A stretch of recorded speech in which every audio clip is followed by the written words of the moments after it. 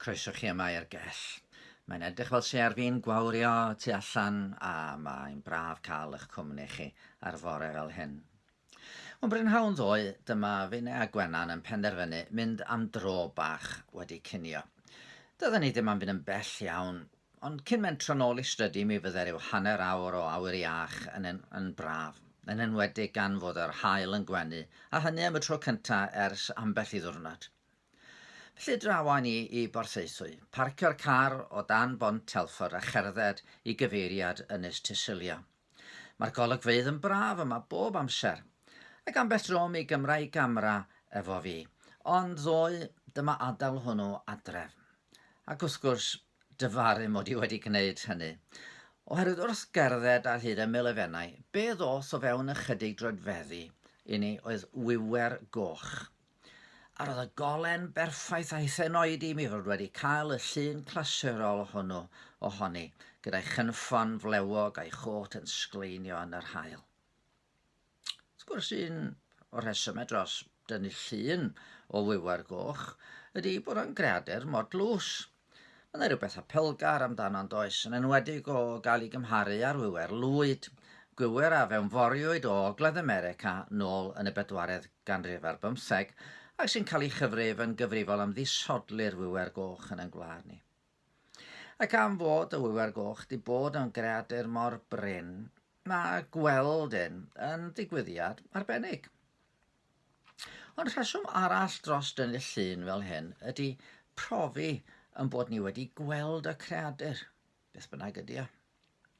Mae'n gwneud I mi feddwl am brofiad ges I nôl yn 1972. Mi oeddwn ni ac Alun yng nghyfaill-gorau yn yr ysgol wedi mynd am wythnos yn ystod gwyliau'r haf I Ynys Sgomer, oddi ar arfordir Sir Benfro.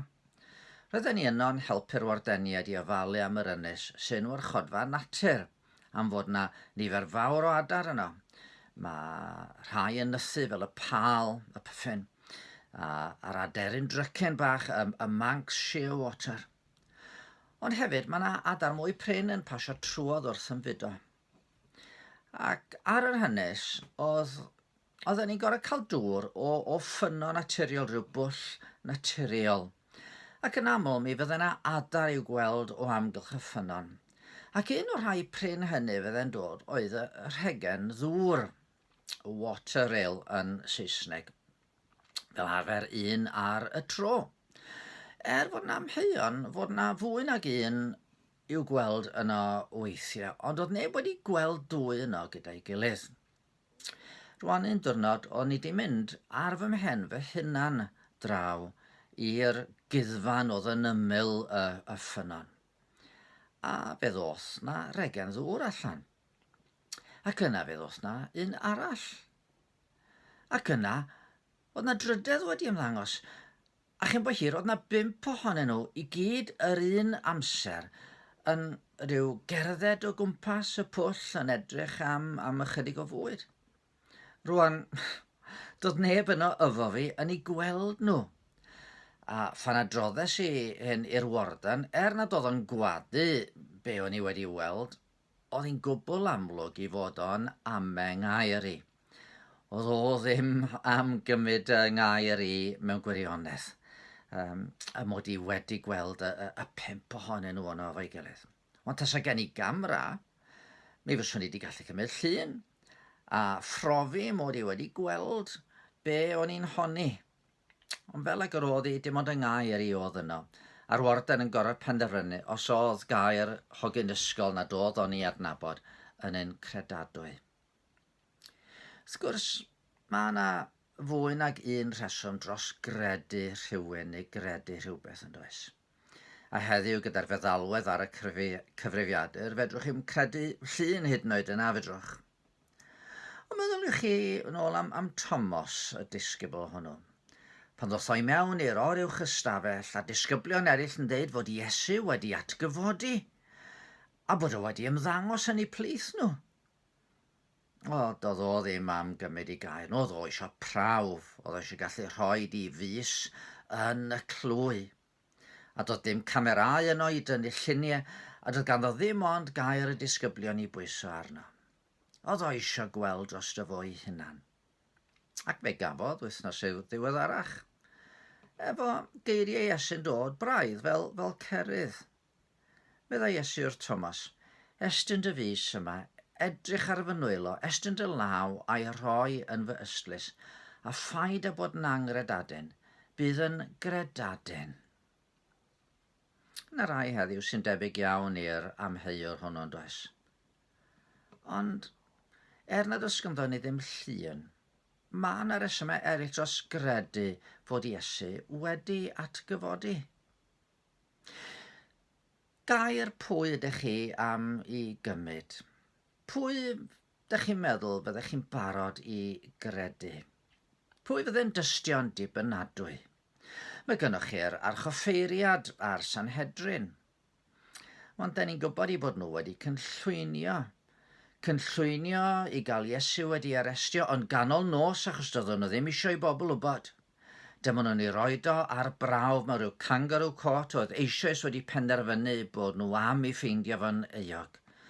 A dyma nhw'n ei drosglwyddo fo I ddwylo'r rhufeinwyr mwyn iddo fo gael I ladd. Dych chi am gredu rhain? Wedyn mae gyda chi Peilat. Peilat oedd yn ddyn enwog am fod yn llwgwr, oedd o'n enwog am weithredu jyst mwyn I les ei hunan. Oedd o eisiau bywyd tawel, oedd o'n chwarae efo'r Iddewon, yn cynnig iddyn nhw ddewis rhwng Iesu a Barabas, yn gwybod ni iawn mae cenfigen oedd y tu ôl i'r hyn oedd yr archoffeiriad a'i griw yn ei wneud. Ar y llaw arall, mae gennych chi ddynion, dreuliodd weddill I bywydau yn honni bod Iesu wedi atgyfodi ac yn barod I roi I bywydau, yn barod I farw dros yr honiad syml hwnna, bydden nhw wedi gallu osgoi trwbl weddill I hoes, nhw ddim ond wedi cyfaddau, wel Ie, joc oedd y cyfan, twyll oedd y cyfan. Ond dwi'n gwybod pwy fyswn i'n gredu. Fyddodd Iesu wrth Thomas, a am I ti fy ngweld yr wyt ti wedi credu. Gwyn ei byd yr rhai a gredodd, heb iddynt weld. Yn wir yn noson cyn I groeshoeliwr, oedd wedi gweddio dros I ddisgyblion ac mi ddydodd o. Ond nid dros y rhai yn unig rwyf yn gweddio, ond hefyd dros y rhai fydd yn credu yno fi trwy I gair hwy. A fel ydw i'n dweud, mae yna fwy nag un rheswm dros gredu. Ar ben hyn I gyd, ar ben y ffaith mae rhai fydden ni'n fwyaf tebygol o gredu tystiolaeth ydy'r disgyblion. Mae yna dystiolaeth arall. Tystiolaeth fewnol yr ysbryd glân ydy'r ffordd mae'r diwynyddion yn sôn amdano fo. Yr argyhoeddiad mewnol hwnnw sy'n dod wrth I ni roi yn ffydd yn yr arglwydd Iesu Grist. Mi soniodd Iesu bydde fo a'r tad yn dod I wneud I trigfan ynddo ni wrth I ni I ddilyn. Nath Duon dod ato ni mewn llais clywadwy sy'n ni'n gallu recordio ar y ffôn yma. Eto, da ni'n gwybod wrth I ni ddarllen y Beibl, neu wrth I ni wrando ar rhywun yn sôn amdano fo, wrth fyfyrio, da ni'n gwybod ambell ro fod Duw yn siarad efo ni, fod Iesu'n siarad efo ni. Mae yna'r fath beth a phrofiad o'r Crist byw wrth I ni fentro ato fo. A does dim angen llun camera I brofi fod Iesu heddiw yn fyw.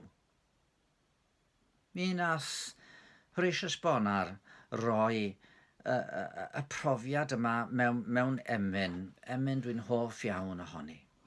Mi glywais lais yr Iesu'n dweud, tyr data fi yn awr flinderog un, cei ar fy ron rhoi pwys dy ben I lawr. Mi ddeithim at yr Iesu ci, yn llwythog dan fy nghlwyf, gorffwysfa gefais ynddo ef, a dedwydd wyf. Mi glywais lais yr Iesu'n dweud, mae gennyf fi'n ddidrai y dyfroedd byw, sychedig un o'i hyfed byw a gai. At Iesu deithim, yfais I o'r afon fywiol gref, Fe dorwyd syched fenaid oll, a byw wyf ynddo ef. Mi glywais lais yr Iesu'n dweud, goleini'r byd o'i fi, tro arnaf dolwg, tyr y wawr a dydd a fydd i ti. At Iesu edrychais, ces fy hael amseren ynddo ef, ac yn ei olau rhodio wnaf nes cyrraedd draw i dref.